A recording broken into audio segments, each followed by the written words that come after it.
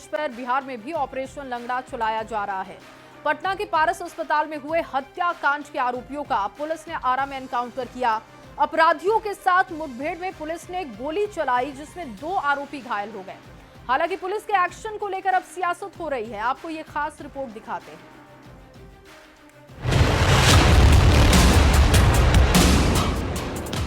पटना के पारस अस्पताल में चंदन मिश्रा हत्याकांड के 4 आरोपियों को पुलिस ने गिरफ्तार कर लिया है और अब उनके सहयोगियों पर भी नकेल कसी जा रही है।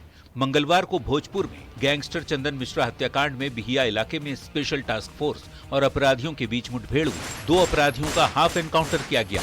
एक के पैर में गोली लगी और दूसरे के हाथ में। स्ट्रेचर पर लेटे इस शख्स का नाम है बलवंत कुमार सिंह। ये वही बलवंत जिसे पारस अस्पताल के सीसीटीवी कैमरे में हथियार भांजते देखा गया था। इसका एक और सहयोगी रविरंजन कुमार सिंह भी इसी तरह की अपनी करतूत का फल भोग रहा है। भोजपुर के भिया में इन दोनों अपराधियों के एनकाउंटर के बाद इनके एक और सहयोगी अभिषेक कुमार को भी अरेस्ट कर लिया गया है।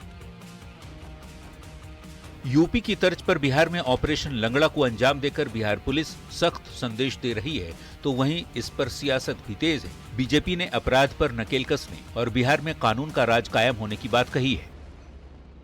बिहार के अंदर कानून का राज है। जो भी अपराधी अपराध कर रहे हैं, कानून उसको 12 घंटे के अंदर, 24 घंटे के अंदर पहचान करके गिरफ्तार करती है। हालांकि आरजेडी को एनकाउंटर में भी जाति वाला एंगल दिखाई दे रहा है, जबकि सत्ताधारी जेडीयू कोटे के मंत्री श्रवण कुमार कहते हैं कि अपराधियों को उसी की भाषा में जवाब दिया जाएगा। हम अपराध के खिलाफ में हैं, अपराधियों के खिलाफ में हैं, लेकिन जाति पूछकर किसी की हत्या अगर की जाती है तो ये बर्दाश्त की बात नहीं है। और कुछ लोग पुलिस पदाधिकारी ऐसे हैं जो सरकार के इशारे पर लोगों की हत्या कर रहे हैं। पुलिस पर फायरिंग करे, पुलिस को मारने के उपाय करे या पुलिस पर प्रहार करे, तो वैसे परिस्थिति में पुलिस को भी अपने डिफेंस में, अपने बचाव के लिए फायरिंग करना पड़ता है। बता दें कि 17 जुलाई को पटना के पारस अस्पताल में कुख्यात अपराधी चंदन मिश्रा की 6 अपराधियों ने गोली मारकर हत्या कर दी थी। इस घटना ने प्रशासन को हिलाकर रख दिया था। अब तक इस मामले में पुलिस ने कुल 7 लोगों को अरेस्ट किया है।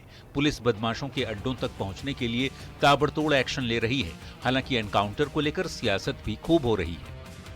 न्यूज़ 18 के लिए आरा से संवाददाता चंदन कुमार के साथ पटना से संजय कुमार और शैलेंद्र की रिपोर्ट। तो पारस हॉस्पिटल में हिस्ट्री शीटर चंदन मिश्रा हत्याकांड में अब तक 7 आरोपियों की गिरफ्तारी हो गई है। पटना के एसएसपी कार्तिकेय के शर्मा ने इस बात की जानकारी दी। एसएसपी ने बताया कि पारस हॉस्पिटल के नीचे खड़े 6ठे अपराधी की भी पहचान कर ली गई है। अब तक की जांच, छानबीन और कार्रवाई से कई और लोगों का नाम सामने आया है और इनमें से गिरफ्तार आरोपियों की संख्या बढ़ सकती है। एसएसपी ने साफ कर दिया है कि नतीजा गैंगवार का परिणाम है। एसएसपी ने कहा कि जल्द ही और लोगों की गिरफ्तारी भी इस मामले में होगी और इसके साथ उन्होंने जानकारी दी कि आरा में एनकाउंटर में घायल दोनों आरोपियों का पटना पीएमसीएच में इलाज हो रहा है।